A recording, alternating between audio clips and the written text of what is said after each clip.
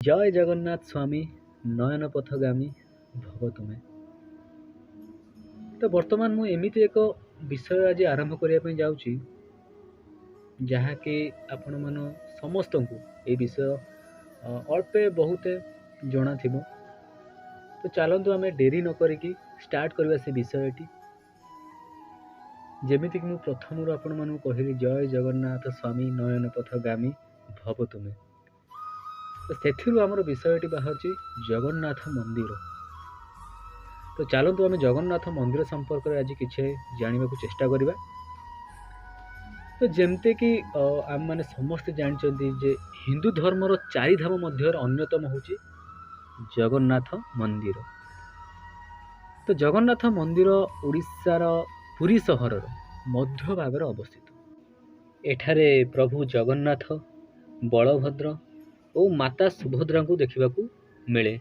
ତ ଫ୍ରେଣ୍ଡସ୍, ବର୍ତ୍ତମାନ ଚାଲନ୍ତୁ ଆମେ ତାର ଇତିହାସ ବିଷୟରେ ଜାଣିବା। ଯେମିତିକି କ'ଣ ଏହାର ଇତିହାସ, କିଏ ଗଢ଼ିଥିଲା, କିଏ ଏ କାର୍ଯ୍ୟକୁ ଆରମ୍ଭ କରିଥିଲା। ତ ଯେମିତିକି ମୁଁ ପ୍ରଥମରୁ ଆପଣମାନଙ୍କୁ କହିଲି, ଆମେମାନେ ଚାଲନ୍ତୁ ଏହାର ଇତିହାସ ବିଷୟରେ ଜାଣିବା। ତ ଦ୍ୱାଦଶ ଶତାବ୍ଦୀରେ ଗଙ୍ଗବଂଶର ରାଜା ଅନଙ୍ଗ ବର୍ମା ଚୋଡ଼ଗଙ୍ଗ ଦେବ ବର୍ତ୍ତମାନ ବଡ଼ଦାଣ୍ଡ ପତ୍ତନଠାରୁ 214 ଫୁଟ 8 ଇଞ୍ଚ ଉଚ୍ଚତା ବିଶିଷ୍ଟ ଶ୍ରୀମନ୍ଦିରର କାର୍ଯ୍ୟକୁ ଆରମ୍ଭ କରିଥିଲେ ଏବଂ ଏହାର ଶେଷ କରିଥିଲେ ଏହି କାର୍ଯ୍ୟକୁ ଅନଙ୍ଗ ଭୀମ ଦେବ। ତ ଏହା 10 ଏକର ଆୟତନ ବିଶିଷ୍ଟ ଜମି ଉପରେ ଅବସ୍ଥିତ, ଯେଉଁଟାକି 1452 ଖ୍ରୀଷ୍ଟାବ୍ଦରେ ଗଜପତି କପିଳେନ୍ଦ୍ର ଦେବ ଶ୍ରୀମନ୍ଦିର ଚତୁଃପାର୍ଶ୍ୱରେ ମେଘନାଦ ପାଚେରୀକୁ ନିର୍ମାଣ କରିଥିଲେ। ଏହାର ଦୈର୍ଘ୍ୟ ଥିଲା 665 ଫୁଟ ଏବଂ ପ୍ରସ୍ଥ ଥିଲା 640 ଫୁଟ। ତ ସ୍ଥାନେ ସ୍ଥାନେ 20ରୁ 24 ଫୁଟ ଉଚ୍ଚତା ମଧ୍ୟ ରହିବାର ଆମେ ଦେଖିବାକୁ ପାଉଛେ ବର୍ତ୍ତମାନ ସୁଦ୍ଧା। ମେଘନାଦ ପାଚେରୀ ଯେମିତିକି ତାର ଦୈର୍ଘ୍ୟ ଥିଲା 420 ଫୁଟ, 350 ଫୁଟର ପ୍ରସ୍ଥ ଏବଂ 20 ଫୁଟ ଉଚ୍ଚତାରେ ନିର୍ମିତ ହୋଇଅଛି। ତ ଶ୍ରୀମନ୍ଦିରର ଶୋଭା ନୀଳଚକ୍ର ବୃଦ୍ଧି କରାଉଛି। ଆମେମାନେ ସମସ୍ତେ ନୀଳଚକ୍ରକୁ ମଧ୍ୟ ଦେଖିଛେ ଓ ଏହା ଉପରେ ପତିତ ପାବନ ବାନା ଫର ଫର ହୋଇ ଉଡ଼ି ଅଗଣିତ ଭକ୍ତଙ୍କର, ପାପୀଙ୍କର, ତପୀଙ୍କର ନିଜ ପାଖକୁ ଟାଣି ଟାଣି ଅଭୟ ଦେଖାଉଛି ଓ ଶରଣ ପଞ୍ଜର ନାମକୁ ସାର୍ଥକ କରୁଛି। ତ ଯେତେବେଳେ ଆମେ ଶ୍ରୀମନ୍ଦିରର ଭିତରକୁ ଯିବା ସେତେବେଳେ ଆମକୁ ଦେଖିବାକୁ ମିଳିବ କି ଏକ 22 ପାହାଚ ଅଛି ତା ମଧ୍ୟରେ। ତ ତାର ନାମ 22 ପାହାଚ କ'ଣ ପାଇଁ ଏବଂ ଏହାର ପ୍ରଯୁଜ୍ୟତା କ'ଣ?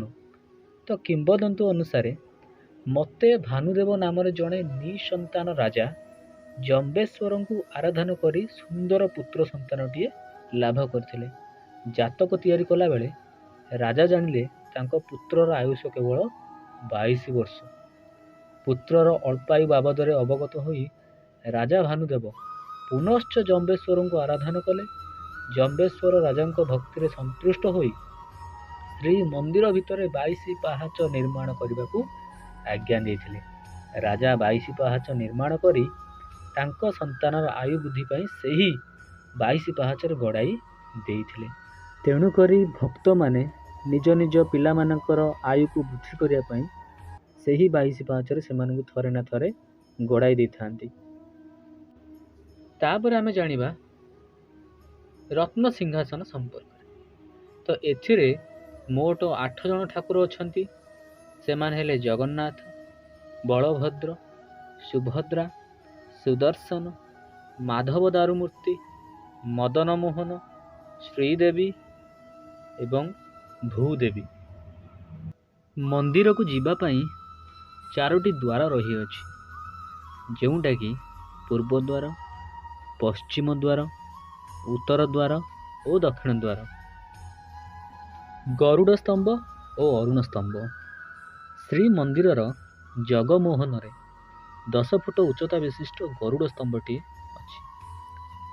ଶ୍ରୀମନ୍ଦିରର ସିଂହଦ୍ୱାର ସମ୍ମୁଖରେ 33 ଫୁଟ 8 ଇଞ୍ଚ ଉଚ୍ଚତା ବିଶିଷ୍ଟ ଏକ ଅରୁଣ ସ୍ତମ୍ଭ ମଧ୍ୟ ଅଛି।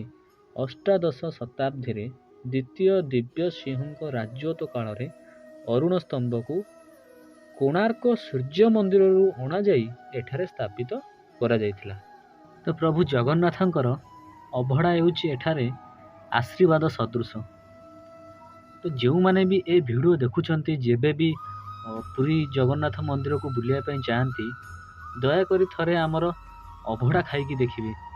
ତ ଫ୍ରେଣ୍ଡସ୍, ମୋ ଜ୍ଞାନ ଅନୁସାରେ ମୁଁ ତ ଭଗବାନଙ୍କ ସମ୍ପର୍କରେ ଏତିକି ହିଁ ଜାଣିଥିଲି, ଯେଉଁଟାକି ମୁଁ ଆପଣଙ୍କ ସାମ୍ନାରେ ସେୟାର କରିଛି। ଯଦି ଆପଣମାନେ ମୋ ଠାରୁ ମଧ୍ୟ ଅଧିକ ଜାଣିଛନ୍ତି, ଦେନ୍ ଆପଣମାନେ କମେଣ୍ଟ କରିପାରିବେ। Thank you.